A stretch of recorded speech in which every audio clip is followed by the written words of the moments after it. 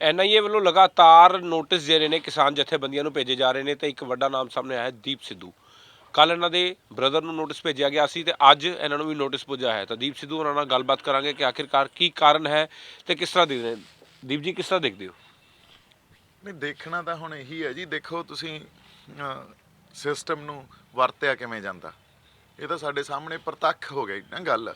ਇਹੀ ਗੱਲ ਆਪਾਂ ਕਰ ਰਹੇ ਸੀ, ਲੜਾਈ ਤਾਂ ਸਿਸਟਮ ਦੇ ਅਗੇਂਸਟ ਲੜ ਰਹੇ ਹਾਂ। ਜਿਸ ਤਰ੍ਹਾਂ ਸਿਸਟਮ ਨੂੰ ਕ੍ਰੀਏਟ ਕਰਕੇ ਫਿਰ ਵਰਤਿਆ ਜਾਂਦਾ ਆਪਦੇ ਫਾਇਦੇ ਲਈ, ਆਪਦੇ ਮਨਸੂਬਿਆਂ ਲਈ, ਆਪਦੀਆਂ ਸਾਜ਼ਿਸ਼ਾਂ ਲਈ। ਤੇ ਔਰ ਇਹਨੂੰ ਇਕੱਲੇ ਨੋਟਿਸ ਨੂੰ ਆਈਸੋਲੇਸ਼ਨ 'ਚ ਨਾ ਦੇਖੋ ਤੁਸੀਂ, ਇਹਨੂੰ ਤੁਸੀਂ ਪਹਿਲੇ ਦਿਨ ਤੋਂ ਕਿਸਾਨੀ ਸੰਘਰਸ਼ 'ਚ ਅਸੀਂ ਜਦੋਂ ਤੋਂ ਲੱਗੇ ਉਦੋਂ ਤੋਂ ਲੈ ਕੇ ਆਵਾਜ਼ ਹੀ ਬੁਲੰਦ ਕੀਤੀ ਆ। ਹੋਰ ਤਾਂ ਆਪਾਂ ਕੁਝ ਨਹੀਂ ਕੀਤਾ। ਔਰ ਸਾਡੇ ਕੋਲੇ ਫੰਡਿੰਗ ਦੀ ਹੋ ਰਹੀ ਹੈ। ਨਹੀਂ, ਫੰਡਿੰਗ ਤਾਂ ਮੈਂ ਕਹਿੰਦਾ ਜਨਤਕ ਕਰੋ ਨਾ। ਮੈਂ ਚੈਲੰਜ ਕਰਦਾ, ਮੈਂ ਅਥਾਰਟੀਜ਼ ਨੂੰ ਵੀ ਚੈਲੰਜ ਕਰਦਾ ਤੇ ਮੈਂ ਲੋਕਾਂ ਨੂੰ ਵੀ ਚੈਲੰਜ ਕਰਦਾ ਵੀ ਕੋਈ ਵੀ 1 ਰੁਪਿਆ ਵੀ ਜਿਹਨੇ ਦਿੱਤਾ ਹੋਵੇ ਉਹ ਤੁਸੀਂ ਜਨਤਕ ਕਰੋ। ਕੱਲੀ ਫੰਡਿੰਗ ਦੀ ਗੱਲ ਨਹੀਂ ਹੋ ਰਹੀ। ਤੁਸੀਂ ਉਹਦੇ 'ਚ ਜਿਹੜੇ ਸੈਕਸ਼ਨਸ ਲਾਏ ਆ ਨਾ, 120B ਕ੍ਰਿਮੀਨਲ ਕਨਸਪੀਰੇਸੀ ਆ, ਹੈ ਨਾ। ਸੋ ਉਦੋਂ ਬਾਅਦ ਜੇ UAPA ਦੇ ਕੋਈ ਐਕਟ ਦੇ ਕੁਝ ਸੈਕਸ਼ਨ ਇਨਵੋਕ ਕੀਤੇ ਜਾਂਦੇ ਆ ਤਾਂ UAPA ਦਾ ਤੁਸੀਂ actually unlawful activities prevention act ਆ, ਰਾਈਟ। ਸੋ ਔਰ ਅਨਲੌਫੁਲ ਐਕਟੀਵਿਟੀਜ਼ ਕੀ ਆ? Anything which is against the nation, ਹੈ ਨਾ, ਐਂਟੀ ਨੈਸ਼ਨਲ ਐਕਟੀਵਿਟੀਜ਼। ਸੋ ਤੁਸੀਂ ਜੇ ਗੱਲ ਕਰ ਰਹੇ ਆ ਨਾ ਤਾਂ ਉਹਦੇ 'ਚ ਕ੍ਰਿਮੀਨਲ ਸੈਕਸ਼ਨਸ ਵੀ ਆ, ਉਹਦੇ 'ਚ ਡੈਫੀਨੇਟਲੀ ਫੰਡਿੰਗ ਦੇ ਸੈਕਸ਼ਨਸ ਵੀ ਆ। ਔਰ ਇਹਦੇ 'ਚ ਆਪਾਂ ਜੇ ਇਸ ਗੱਲ ਨੂੰ ਜਨਤਕ ਕੀਤਾ ਤਾਂ ਆਪਾਂ ਪੈਨਿਕ ਨਹੀਂ ਕਰ ਰਹੇ ਔਰ ਲਾਹਾ ਵੀ ਨਹੀਂ ਲੈ ਰਹੇ ਵੀ ਦੇਖੋ ਸਾਨੂੰ ਨੋਟਿਸ ਆ ਗਿਆ। ਇਹ ਗੱਲ ਨਹੀਂ ਆ, ਪਰ ਸਿੰਬੋਲਿਕਲੀ ਇਹ ਗੱਲ ਦੱਸਣੀ ਬਹੁਤ ਜ਼ਰੂਰੀ ਆ ਵੀ ਅਸੀਂ ਚੜ੍ਹਦੀ ਕਲਾ 'ਚ ਆ। ਉਹ ਤਾਂ ਹੈ ਹੀ, ਸਿੰਬੋਲਿਕਲੀ ਗੱਲ ਦੱਸਣੀ ਇਹ ਜ਼ਰੂਰੀ ਆ ਵੀ ਜਿਸ ਸਿਸਟਮ 'ਚ ਤੁਸੀਂ ਵਿਸ਼ਵਾਸ ਰੱਖ ਰਹੇ ਹੋ ਉਸ ਸਿਸਟਮ ਨੂੰ ਵਰਤਿਆ ਕਿਵੇਂ ਜਾ ਰਿਹਾ। ਇਹ ਸਾਡੇ ਸਾਹਮਣੇ ਸੁਪਰੀਮ ਕੋਰਟ ਤੋਂ ਵੀ ਆ ਗਿਆ ਸੀ ਨਾ। ਕ੍ਰਿਮੀਨਲ ਜਸਟਿਸ ਸਿਸਟਮ ਦਾ ਜਿਹੜਾ ਸਾਡੇ ਕੋਲੇ ਪ੍ਰਤੱਖ ਤੇ ਪ੍ਰਮਾਣ, ਉੱਥੋਂ ਗੱਲ ਸਾਡੇ ਸਾਹਮਣੇ ਆ ਗਈ। ਸੁਪਰੀਮ ਕੋਰਟ 'ਚੋਂ ਵੀ ਸਾਡੇ ਸਾਹਮਣੇ ਆ ਗਿਆ। ਸੁਪਰੀਮ ਕੋਰਟ ਦਾ ਫੈਸਲਾ ਮੰਨਿਆ ਕਿਸੇ ਨੇ? ਅੱਜ ਸਾਨੂੰ ਬਹੁਤ ਸਾਡੇ ਜਿਹੜੇ ਲੀਗਲ ਮਾਈਂਡਸ ਆ ਉਹ ਪਤਾ ਕੀ ਕਹਿ ਰਹੇ ਆ ਜਾਂ ਹੋਰ ਲੋਕ ਵੀ ਕੋਈ ਪੈਨਿਕ ਹੋਣ ਦੀ ਲੋੜ ਨਹੀਂ। ਨਹੀਂ, ਪੈਨਿਕ ਨਹੀਂ ਹੋ ਰਹੇ ਤੁਸੀਂ। Actually you guys R missing the point. But ਤੁਸੀਂ ਪੇਸ਼ ਹੋਵੋਗੇ ਕਿ ਨਹੀਂ?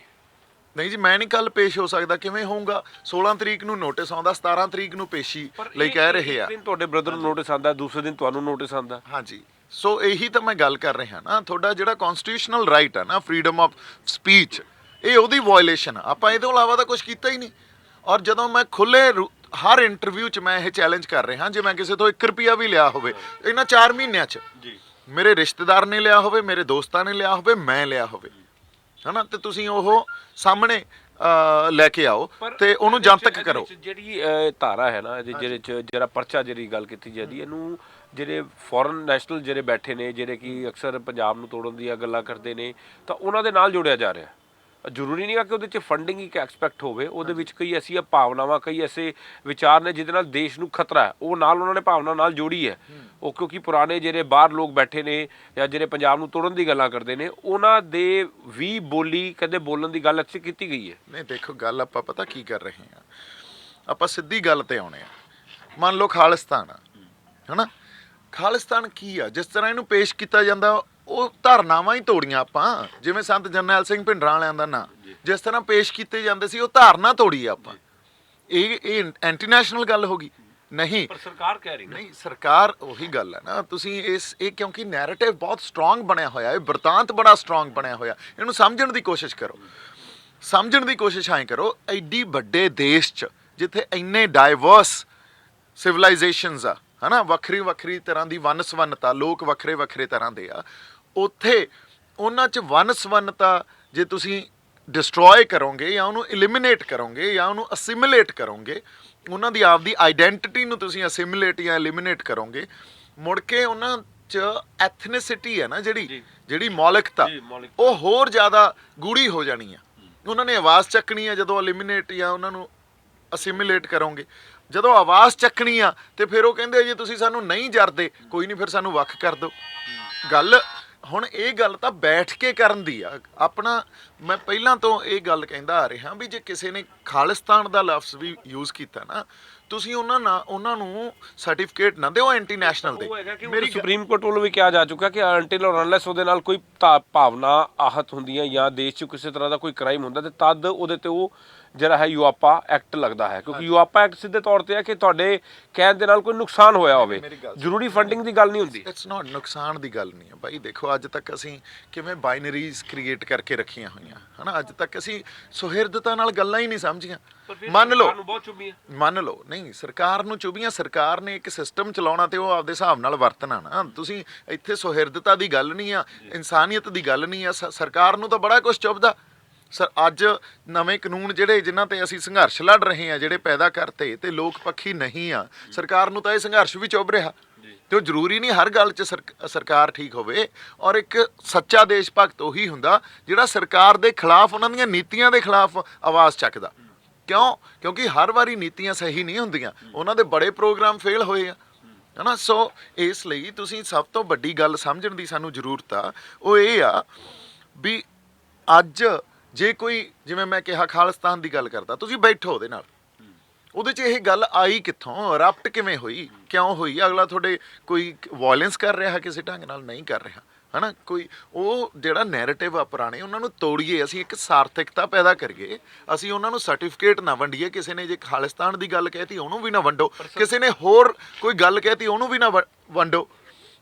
ਗੱਲ ਐਂਟੀ ਨੈਸ਼ਨਲ ਉਹ ਹੁੰਦੀ ਆ ਜਦੋਂ ਇੱਕ ਕਿਤੇ ਬਹੁਤ ਵੱਡੀ ਮੋਬਿਲਾਈਜੇਸ਼ਨ, ਤੁਸੀਂ ਆਲਰੇਡੀ ਐਸਟੈਬਲਿਸ਼ਡ ਜਿਹੜੀ ਇੱਥੇ ਸਿਸਟਮ ਆ ਉਹਦੇ ਅਗੇਂਸਟ ਕੋਈ ਮੋਬਿਲਾਈਜੇਸ਼ਨ ਕਰ ਦੋ, ਜਿੱਥੇ ਕੋਈ ਆਰਮਡ ਸਟਰਗਲ ਰਿਐਕਟ ਹੋਵੇ ਉਹਦਾ, ਉਸ ਤੋਂ ਬਾਅਦ ਦੱਸੋ ਉਹਦਾ ਕਿ ਰਿਐਕਟ ਹੋਵੇ, ਕਿਉਂਕਿ ਤੁਹਾਡੇ ਬੋਲਣ ਦੇ ਨਾਲ ਕੋਈ ਰਿਐਕਟ ਹੋਇਆ ਹੋਏਗਾ, ਤੁਸੀਂ ਸਮਝਦੇ ਹੋ? ਨਹੀਂ, ਰਿਐਕਟ ਕੁਝ ਵੀ ਨਹੀਂ ਹੋਇਆ। ਮੈਂ ਤਾਂ ਪਹਿਲੇ ਦਿਨਾਂ ਤੋਂ ਕਹਿ ਰਿਹਾ ਵੀ ਜੀ ਮੇਰੇ ਬੋਲਣ ਨਾਲ ਨਹੀਂ, ਮੈਂ ਤਾਂ ਇਹ ਕਹਿ ਰਿਹਾ, ਮੈਂ ਅੱਜ ਤੱਕ ਜਿਹੜੀ ਗੱਲ ਕਰ ਰਿਹਾ ਵੀ ਕਿਸੇ ਨੇ ਵੀ ਕੋਈ ਗੱਲ ਕੀਤੀ ਆ, ਤੁਸੀਂ ਪਹਿਲਾ ਜਿਹੜਾ ਸਾਡਾ ਮਕਸਦ ਹੋਣਾ ਚਾਹੀਦਾ ਉਹ ਹੋਣਾ ਚਾਹੀਦਾ ਡਾਇਲੌਗ ਹੈ ਨਾ।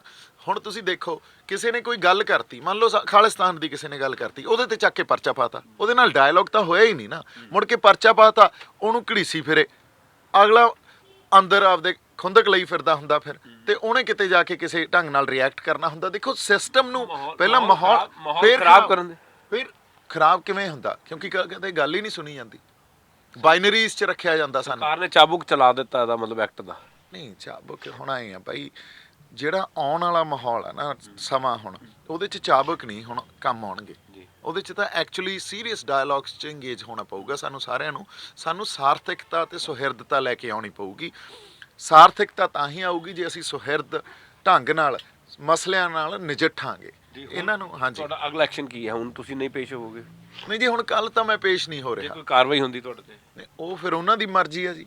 ਕਾਰਵਾਈ ਹੁਣ ਕੱਲ ਕਿੱਥੋਂ ਪੇਸ਼ ਹੋ ਜਾਈਏ? ਇੱਥੇ ਅਸੀਂ ਸੰਘਰਸ਼ 'ਚ ਬੈਠੇ ਹਾਂ ਹਨਾ, ਤੇ ਸੰਘਰਸ਼ ਦਾ ਬੜਾ ਜਿਹੜਾ ਦੌਰ ਆ ਬੜਾ ਅਹਿਮ ਆ, ਤੇ ਟਾਈਮ ਬੜਾ ਘੱਟ ਆ। ਹੁਣ ਕੱਲ ਤਾਂ ਮੈਂ ਪੇਸ਼ ਨਹੀਂ ਹੋ ਰਿਹਾ ਜੀ। ਬਾਅਦ 'ਚ ਜੋ ਸਾਡੇ ਸਾਰੇ ਬੰਦੇ ਇਕੱਠੇ ਹੋ ਕੇ ਰਾਏ ਕਰਨਗੇ ਉਸ ਢੰਗ ਨਾਲ ਫਿਰ ਆਪਾਂ ਉਹਦੇ ਤੇ ਵਿਚਾਰ ਕਰਾਂਗੇ। ਕਿਸਾਨ ਜਥੇਬੰਦੀਆਂ ਨੇ ਵੀ ਅੱਜ ਕਿਹਾ ਵਾ ਕਿ ਜਿਹੜਾ ਸਰਕਾਰ ਕਰ ਰਹੀ ਹੈ ਗਲਤ ਕਰ ਰਹੀ ਹੈ। ਨਹੀਂ, ਫਿਰ ਵਧੀਆ ਗੱਲ ਆ ਜੀ ਜੇ ਕਿਹਾ ਤਾਂ, ਕਿਉਂਕਿ ਇਹ ਤਾਂ ਸਾਰਿਆਂ ਨੂੰ ਹੀ ਪਤਾ ਵੀ ਜੋ ਸਰਕਾਰ ਕਰ ਰਹੀ ਹੈ ਗਲਤ ਕਰ ਰਹੀ ਹੈ। ਦੋਵੇਂ ਪਰਿਵਾਰਕ ਮੈਂਬਰ ਤੁਹਾਡੇ ਬ੍ਰਦਰ ਤੇ ਤੁਹਾਡੇ ਤੇ ਇੱਕ ਦਿਨ ਛੱਡ ਕੇ ਜਿਹੜਾ ਨੋਟਿਸ ਆਉਣਾ, ਇਹਨੂੰ ਕਿਸ ਤਰ੍ਹਾਂ ਦੇਖਦੇ ਹੋ? ਕਿਉਂਕਿ ਕੋਈ ਪਾਰਟ ਹੈ, ਕੁਛ ਐਸੀ ਚੀਜ਼ ਹੈ ਜਿਹੜੀ ਸਰਕਾਰ ਨੂੰ ਬਾਅਦ 'ਚ ਪਤਾ ਚੱਲੀ? ਨਹੀਂ, ਕੋਈ ਇਹੋ ਜਿਹੀ ਗੱਲ ਨਹੀਂ ਹੈ। ਉਹ ਤਾਂ ਐਂ ਆ ਵੀ ਕਈ ਬੰਦਿਆਂ ਨੂੰ ਕੱਲ ਭੇਜੇ, ਇਹ ਇਕੱਲੇ ਸਾਡੇ ਪਰਿਵਾਰ ਨੂੰ ਹੀ ਨਹੀਂ। ਆਈ ਥਿੰਕ ਪੰਜਾਬ 'ਚ 50-70 ਬੰਦਿਆਂ ਨੂੰ ਨੋਟਿਸ ਗਏ ਆ, ਕਈਆਂ ਨੂੰ ਕੱਲ ਭੇਜੇ ਤੇ ਕਈਆਂ ਨੂੰ ਅੱਜ ਭੇਜਤੇ ਉਹਨਾਂ ਨੇ। ਸੋ ਮੇਰਾ ਜਿਹੜਾ ਮੈਨੂੰ ਲੱਗਦਾ ਜਿਹੜਾ ਕੋਟਾ ਜਿਹੜੇ 'ਚ ਮੈਂ ਸੀ ਉਹ ਅੱਜ ਹੋਣਾ। ਹਾਂ, ਅੱਜ ਉਹ ਰਿਲੀਜ਼ ਹੋਇਆ। ਪਰ ਤੁਸੀਂ ਭਵਿੱਖ 'ਚ ਵੀ ਪੇਸ਼ ਹੋਵੋਗੇ ਕਿ ਨਹੀਂ? ਇਹ ਹੁਣ ਸਾਰੀ ਟੀਮ ਡਿਸਾਈਡ ਕਰੂਗੀ ਹੈ ਨਾ, ਕਿਉਂਕਿ ਟੀਮ ਇਸ ਕਰਕੇ ਡਿਸਾਈਡ ਕਰੂਗੀ। ਸਾਰੇ ਬੰਦੇ ਇਕੱਠੇ ਹੋ ਗਏ ਆ ਤੇ ਉਹਨਾਂ ਨੇ ਫਿਰ ਆਪਦੀ ਕੋਈ ਰਣਨੀਤੀ, ਕਿਉਂਕਿ ਲੰਗਰ ਵਾਲਿਆਂ ਨੂੰ ਵੀ ਨੋਟਿਸ ਆ ਰਹੇ ਆ NIA ਦੇ।